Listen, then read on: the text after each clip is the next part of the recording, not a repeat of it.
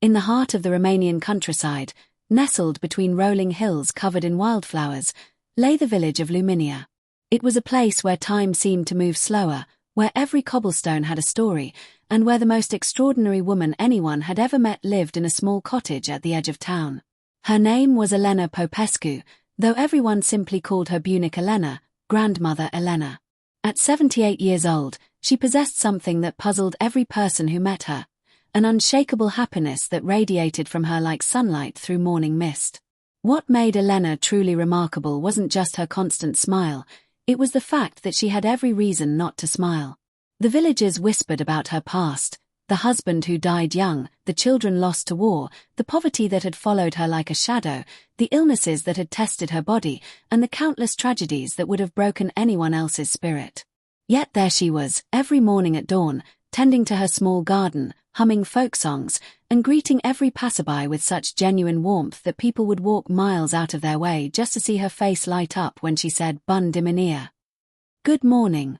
The mystery of Elena's happiness had become the most discussed topic in Lumina. Children would dare each other to ask her directly. Adults would study her from afar, trying to decode her secret. Even the priest, Father Nicolae, admitted during his sermons that he learned more about divine joy from watching Elena than from all his years of theological study. One autumn day, a young journalist named Andrei Moldovan arrived in Lumina. He was 28, ambitious, and thoroughly convinced that happiness was nothing but a chemical reaction in the brain. Temporary, fleeting, and ultimately meaningless in the face of life's inevitable suffering. Andrei had come to write an article for a Bucharest newspaper about rural superstitions, but the stories about Elena intrigued him for a different reason. He saw her as the perfect subject to debunk, a woman who had clearly created a delusional defense mechanism against reality. "I'll expose this fairy tale," he muttered to himself as he checked into the village's only inn. "I'll show people that this so-called eternal happiness is nothing but denial and self-deception." The next morning, Andrei positioned himself outside Elena's cottage with his notebook and camera, ready to document what he assumed would be moments of hidden sadness, cracks in her cheerful facade, or evidence of mental instability. Instead, what he witnessed defied every cynical expectation he held. At 5:30 a.m., Elena emerged from her cottage and immediately began speaking to her flowers. Not in the way crazy people talk to inanimate objects, but with the gentle affection of someone greeting old friends.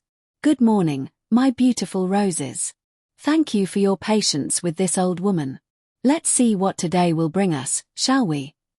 She moved through her garden with purpose and grace, deadheading flowers, watering plants, and collecting vegetables. When a neighbor's chicken wandered into her yard and began destroying her lettuce, instead of shooing it away angrily, Elena laughed, a sound so pure and delightful that Andrei found himself smiling despite his cynicism. "Oh, Mara's little one," she said to the chicken, "you must be very hungry to be so brave. Here, let me get you something better than my poor lettuce." She went inside and returned with grain, which she scattered for the chicken while carefully moving it away from her vegetables.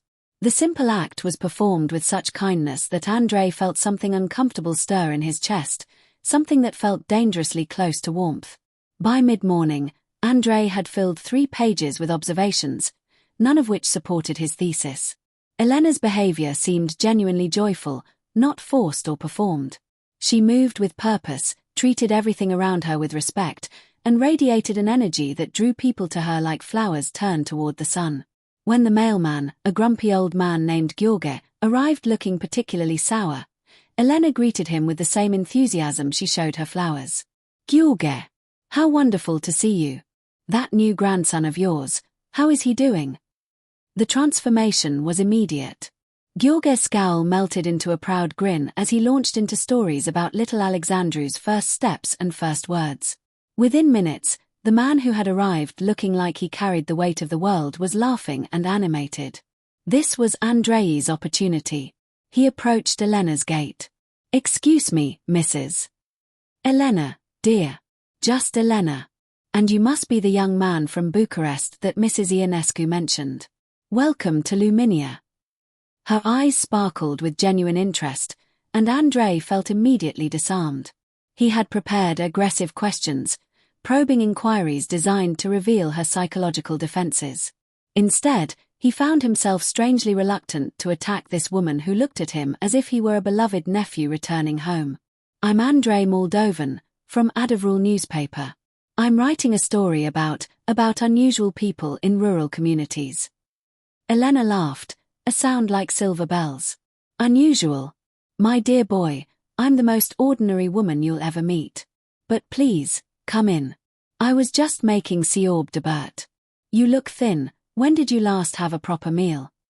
Before Andrei could protest, he found himself seated at Elena's kitchen table, surrounded by the most delicious smells and the warmest atmosphere he had experienced since childhood visits to his own grandmother's house. So, Andrei began, pulling out his recorder, people in the village say you're always happy. Is that true? Elena paused in her stirring, considering the question seriously. Always.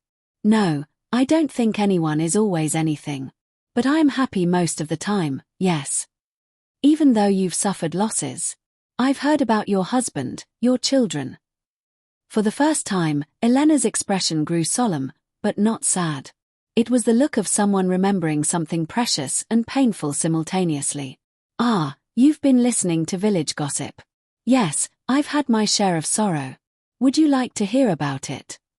Andrei nodded, sensing he was about to get the story that would make his article. Elena sat down across from him, her hands wrapped around a cup of tea that released steam like incense into the air. I married my beloved Dimitri when I was 19. He was the most beautiful man in 3 villages. Tall, with eyes like summer sky and hands that could coax music from any instrument. We had 3 children, Maria, Pavel, and little Ioana. Her voice carried a melody even when speaking of everyday things, and Andrei found himself leaning forward, captivated. For 15 years, we lived like we were characters in a fairy tale. Poor, yes, but rich in love and laughter. Our house was always full of music and children and friends. Dimitri would play his accordion, the children would dance, and I would sing while I cooked. Those were the golden years. Elena paused to sip her tea, and Andrei realized he had forgotten to take notes. He was simply listening, absorbed in her story. Then came 1968. First, Dimitri began coughing. The doctors in the city said it was his lungs, too many years working in the mine. We sold everything we had for treatments, but nothing helped. He died in my arms on a Tuesday morning in March, while the first spring flowers were blooming outside our window. Elena's story continued, but her voice never lost its gentle cadence, even as she described unimaginable loss. 6 months later, Pavel, he was our middle child, just 17, joined the army. He was so proud in his uniform, so eager to serve his country. 3 weeks before he was supposed to come home, we received a telegram. Training accident, they said. Such clinical words for the end of a mother's heart. Andrei set down his pen entirely, his cynical armor beginning to crack. Maria, my eldest, tried to hold our family together. She was only 21, but she became the mother to little Ioana and the daughter to me. She married a good man from the next village, and for a while, it seemed like we might find happiness again. Then came the influenza epidemic of 1970. Maria and her husband both fell sick. I nursed them for 3 weeks, sleeping between their beds, praying every prayer I knew. They died within hours of each other. Elena's hands remained steady around her cup, but Andrei could see the shadow of old pain flicker across her features. That left just Ioana and me. My baby girl, only 12 years old, suddenly an orphan in everything but name. We clung to each other like survivors of a shipwreck. For 5 years, she was my everything, my reason to wake up, my reason to keep breathing. She was brilliant, my Ioana, accepted to university in Cluj. The smartest girl in the entire region. Elena stood and walked to the window, looking out at her garden where the afternoon sun was painting everything golden. The car accident happened on a beautiful day in May. She was coming home for my birthday, carrying a gift she had made for me, a painting of our house surrounded by all the flowers I love. The truck driver had been drinking. Ioana died instantly, they said. The painting was found undamaged beside her body. Andrei felt something break open in his chest. The clinical detachment he prided himself on was crumbling in the face of this woman's quiet dignity. After Ioana's funeral, Elena continued, I sat in this kitchen for 3 days without eating, without sleeping, without moving. I wanted to die. I begged God to take me too.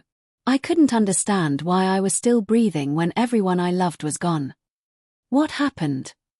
Andrei whispered, his journalist's instincts completely forgotten.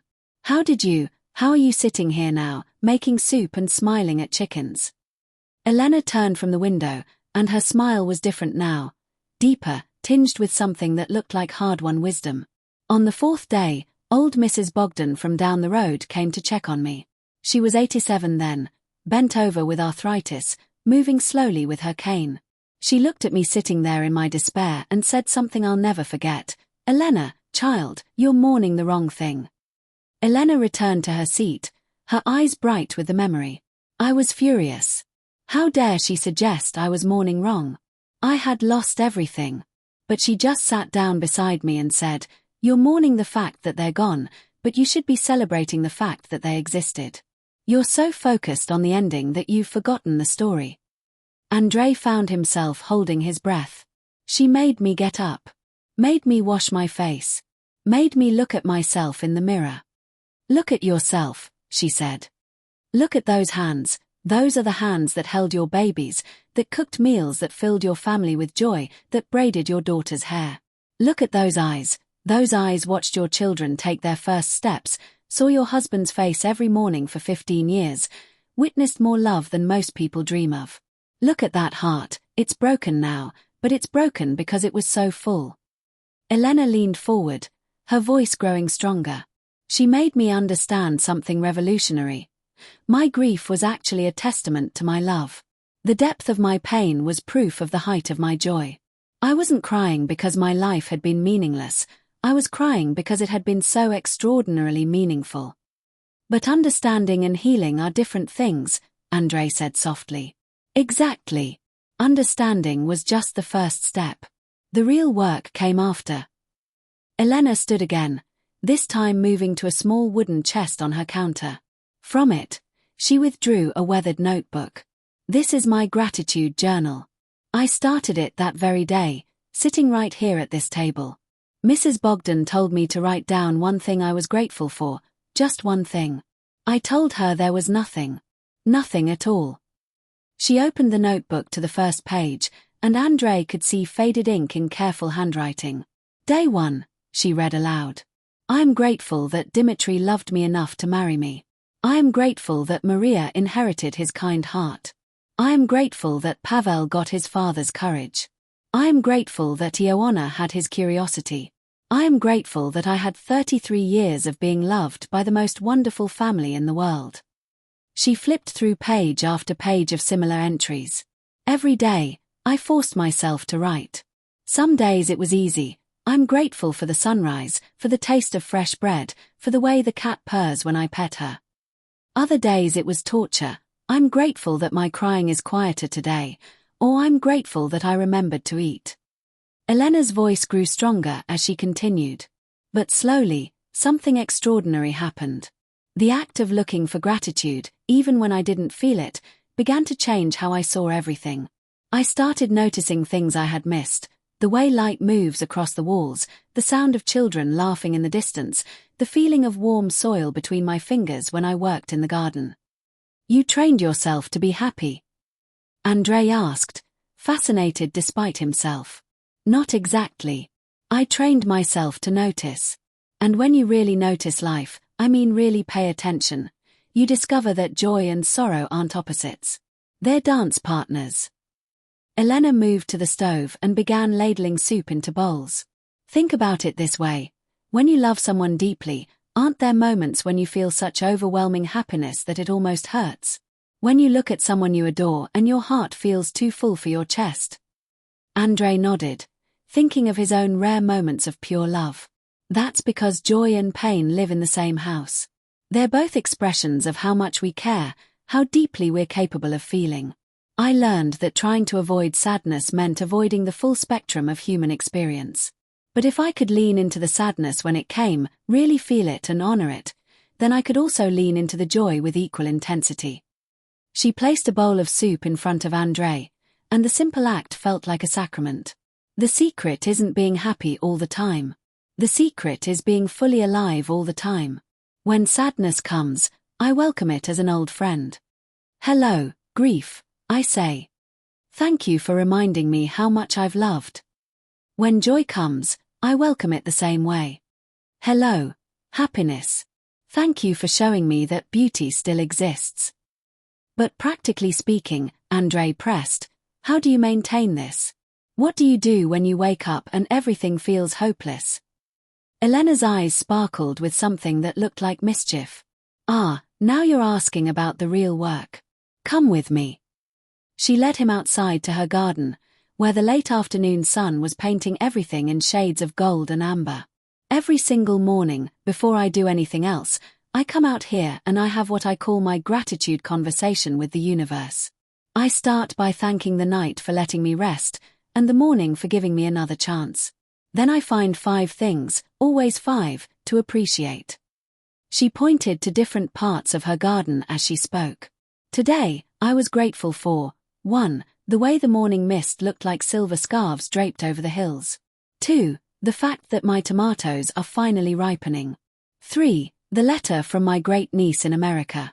4. The way my old cat Miu purred when I scratched behind his ears. And 5. The anticipation of meeting you, a new person with new stories. Andrei found himself looking at the garden differently, noticing details he had missed before. But what about the hard days? What about when something genuinely terrible happens? Elena nodded seriously. Oh, those days. Yes, they still come. Just last month, I received news that my last remaining childhood friend had died. I spent the entire day crying, remembering her laugh, missing her terribly. She paused, pulling a few weeds from between her flowers. But here's what I've learned about grief: it's not the enemy of happiness. It's evidence of love. So I grieved fully, without shame, without trying to fix it or rush through it. I let myself feel the loss completely. And you know what happened? What? The next morning, when I came out here for my gratitude practice, I found myself grateful for the 47 years of friendship I had with Mariana. Grateful for the letters we exchanged, the secrets we shared, the way she could make me laugh until my sides hurt. My grief hadn't disappeared, but it had transformed into something beautiful, a celebration of connection. As Elena spoke, neighbors began to drift by, as if drawn by some invisible force. First came Mrs. Petrescu with her granddaughter, then Mr. Jagoy with his dog, then a handful of teenagers who seemed genuinely excited to see Elena. Andrei watched in amazement as Elena's presence transformed each interaction. The stressed mother relaxed as Elena admired her granddaughter's drawing. The lonely widower found himself laughing at Elena's gentle teasing about his dog's habit of stealing socks. The teenagers, initially sullen and bored, became animated as Elena asked genuine questions about their dreams and plans. You see, Elena said quietly to Andrei as they watched the impromptu gathering in her garden, happiness isn't something you hoard. It's something you give away. The more you share it, the more it multiplies. One of the teenagers, a girl with bright eyes and paint-stained fingers, approached Elena with obvious excitement. Bunic Elena, I finished the painting you suggested. Would you like to see it? Elena's face lit up with such genuine delight that Andrei felt his cynical heart crack a little more. Teodora, my dear. Of course. Show us this masterpiece. The girl pulled out her phone and showed them a photo of a canvas covered in swirling colors, abstract but somehow capturing the feeling of wind moving through wheat fields. It's extraordinary, Elena said, and Andrei could see that she truly meant it. You've captured movement itself. This is the work of an artist, not just someone who paints. Teodora practically glowed with pride, and Andrei realized he was witnessing something profound. The way genuine appreciation could transform a person in real time. As the evening approached and the neighbors gradually drifted home, Andrei found himself alone with Elena again. The questions he had planned to ask, the probing, skeptical inquiries designed to expose her as a fraud, seemed not just inappropriate but impossible. I have to ask you something, he said finally. Aren't you ever angry? Doesn't injustice bother you? Don't you ever look at the world and feel rage at how unfair it all is? Elena's expression grew thoughtful, and for the first time all day, she was quiet for a long moment. Last year, she said slowly, a young woman from the next village came to see me. She was covered in bruises, her spirit broken by a husband who used her as a punching bag. She sat right where you're sitting now and asked me the same question. How could I be happy when there was so much suffering in the world? Elena stood and began clearing their soup bowls, her movements deliberate and calm. I told her that my happiness wasn't indifference to suffering. It was fuel for fighting it. I took her in that night, and for the next 3 months while she found her strength again. I called my nephew who's a lawyer. I connected her with other women who had escaped similar situations. I helped her find work and a safe place to live. She turned to face Andrei directly. You see, my dear, there are 2 kinds of responses to the world's pain. You can let it break you, make you bitter and hopeless, paralyzed by the enormity of suffering. Or you can let it break you open, make you more compassionate, more determined to be a source of light in the darkness. Andrei felt something shift inside him, a recognition he wasn't quite ready to name. But how do you maintain hope when you see so much evidence that people are cruel, that life is unfair, that good people suffer while bad people prosper? Elena smiled, but it was a different smile now, sadder but somehow deeper. Because I've also seen evidence of the opposite. I've seen strangers risk their lives for people they don't know. I've seen children share their last piece of bread with hungry animals. I've seen people choose love over fear, forgiveness over revenge, hope over despair, even when it cost them everything. The next morning, Andrei woke with an unusual feeling, something that took him a moment to identify as anticipation. He found himself eager to see Elena again, to continue their conversation. But when he arrived at her cottage, he discovered her in tears. She was sitting in her garden, holding a letter, her shoulders shaking with quiet sobs. Narrator: has Elena been living in pretense? Could Andrei be right? Watch out for part 2. Kindly like and subscribe so you don't miss out.